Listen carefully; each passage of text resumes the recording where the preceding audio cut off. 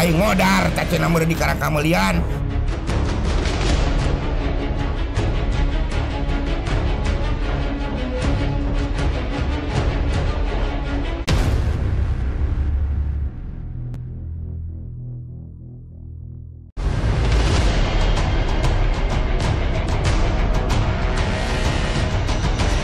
Assalamualaikum warahmatullahi wabarakatuh.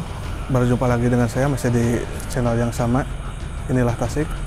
Jika penelusuran biasa kita lakukan pada siang hari, kali ini tim coba melakukan penelusuran di malam hari. Saat ini saya berada di salah satu situs sejarah yang sudah cukup dikenal di Kabupaten Ciamis, yakni situs Galuh Salawe. Nah, di sini terdapat sosok yang sangat begitu populer.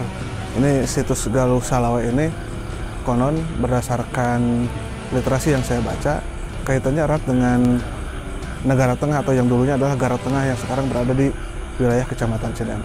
Seperti apa dan bagaimana cerita sejarah itu, nanti kita akan berbincang dengan narasumber yang ada di lokasi. Ikuti perjalanan saya di lokasi ini.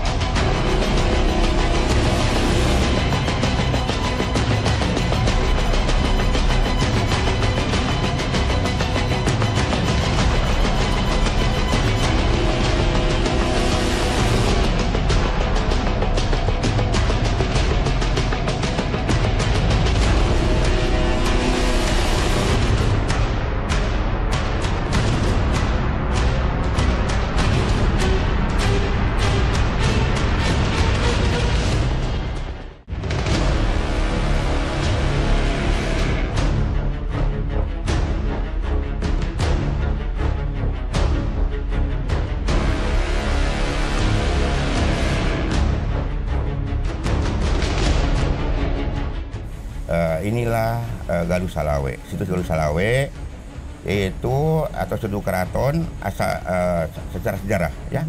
Kita berbicara dengan sejarah karena ada udah memilih ilmu arkeologi, filologi dan yang lain-lain dan juga segala. Di sini kena nama Salawe ya. Lemur Salawe itu pelumurian yang berbeda Sunda ya. Sunda yang ada pasti di sini Galuh Salawe. Pada saat itu masih ada peradaban Sunda, Sulawitan. Kita kenal lemur pelumurian yang berbeda Sunda. Kemudian tahun 1580 maka putra Prabu Harkoneng yaitu Dipa Sanghyang, yaitu tahun 1580 ke sinilah mendirikan satu kerajaan, satu pemerintah kerajaan sini yaitu Galuh Pakuban Garut Tengah. Garut Tengah tahun 1580. Agama Hindu Hyang ya. Masih ada di atas, dia dibakar. Kemudian kepada ada itu dilarung, dibakar abunya masuk ke pinggan-pinggan, dilarung ke Ciperpinggan Pangandaran. Itu pada Cipeta Pinggan ya. Kayak Bali sekarang. Nah, itulah. Tapi ketika itu punya Dipa Sanghyang punya anak 3. Satu Tarung Ageng wanita. Kedua Cilok Permana. Ketiga Sanghyang Permana.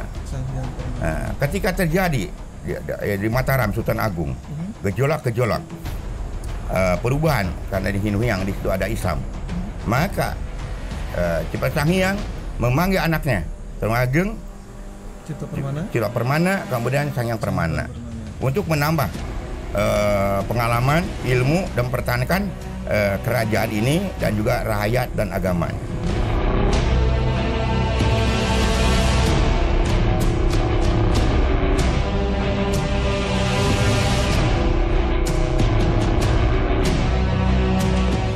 Secara kesimpulannya, Anda kalau menginap dari Garut Tengah itu melemparkan pertanyaan pada saya, apa hubungan Garut Tengah Cineam dengan ini? Betul.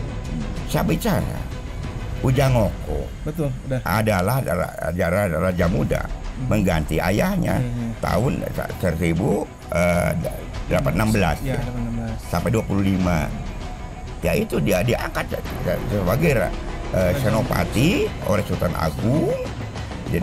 Jadi semua ada sini untuk masuk strategis kerajaan dari sini lalu Pamuan Garat Tengah dipindahkan ke Cineam Garat Tengah itu untuk menghindari ini. Ya, menghindari konflik Di sini, menghindari supaya musuh-musuh tidak bisa menjangkau dia.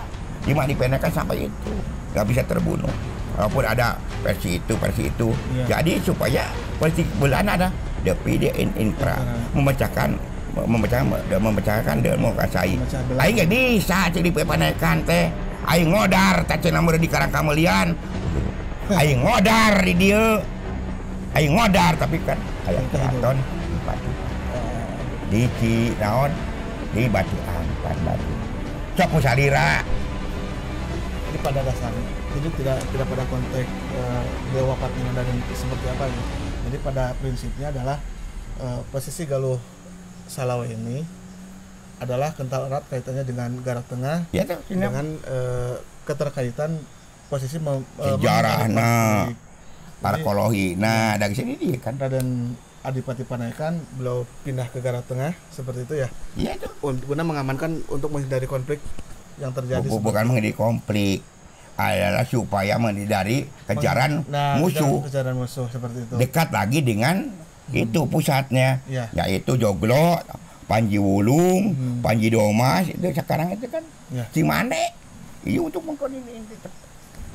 Abah sebelumnya terima kasih cerita sejarah yang Abah sampaikan dengan begitu panjang, membuka literasi untuk kami sebagai kaum milenial lebih dalam menggali sejarah. Jadi dapat disimpulkan artinya Galuh Salawe kemudian Garat Tengah itu masih satu kesatuan yang sama. Seperti itu, dengan di bawah pimpinan Raden Mas Adipati Panaikan Ujang Ngoko yang disebut Ujang Ngoko nama aslinya seperti itu ya Bang. Terima kasih, mungkin mudah-mudahan ini bisa menjadi inspirasi untuk kaum milenial untuk lebih mengenal sejarah sesepuh seperti itu mungkin ya, agar jangan sampai melupakan sejarah para leluhurnya ya, karena kita ada karena sejarah. Seperti itu Bah, mungkin ya. Sepakat. Ya, sama-sama. Jadi, kita ada karena sejarah seperti itu. Karena tidak mungkin ada kita hari ini kalau tidak ada sejarah sebelumnya ya. Seperti itu. Begitu pesan dari saya sebagai orang tua kepada kaum milenial sekarang. Tugas kita, tugas saya adalah memaparkan apa. Jangan sekali-kali meninggalkan sejarah. Sejarah akan menemani kita untuk melangkah. Jas merah. Jangan lupakan sejarah. Itulah. Jadi yang kita untai, ya sejarah kehidupan kita. Yang dahulu sejarah kita, ya sejarah kita adalah harus juga diuntai untuk itu. Autobiografi kita ya, sejarah kita untuk nanti jadi sejarah 50 tahun yang akan datang bisa dibaca oleh aturan kita. Ya, sebagai juru kunci kesepuhan di Kabupaten Salawe ini, kami ucapkan terima kasih khususnya kepada kaum milenial yang kesini ya dari Garat Tengah. Ini menjadi kaitannya dari Garat Tengah dengan situs Galuh Salawe erat sekali, tidak bisa dipisahkan. Tidak bisa dipisahkan. Karena Garat Tengah adalah inilah. Ini Galuh Salawe. Sekarang udah diakui oleh negara ya sekarang. Itu sekali lagi simikanya Mika Dede ka sejarah cermin tidak untuk melangkah. Mangga wilujeng. Wassalamualaikum warahmatullahi wabarakatuh.